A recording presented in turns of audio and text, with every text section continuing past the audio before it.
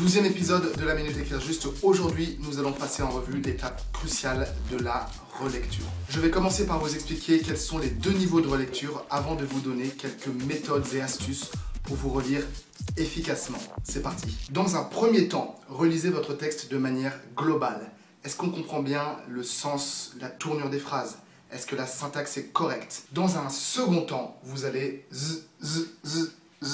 zoomer comme ça sur chaque mot. Posez-vous la question, à quoi ce mot est-il rattaché dans la phrase? Voici quelques astuces maintenant. Idéalement, si vous en avez la possibilité et que le timing le permet, imprimez votre document. La première raison évidente, c'est qu'il est beaucoup plus facile de lire sur format papier que sur écran.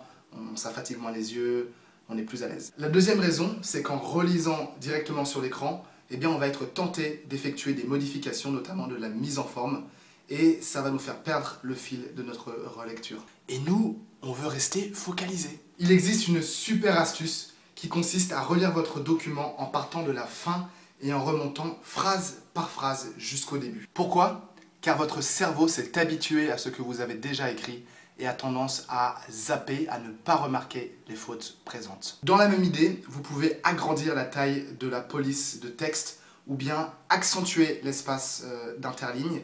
Pourquoi? Eh bien, encore une fois, ça va déshabituer votre cerveau à ce qu'il connaît déjà, à ce qui lui est familier, et il va ainsi pouvoir se focaliser davantage sur le contenu. Faites une pause, faites un break entre la fin de la rédaction et le début de la relecture.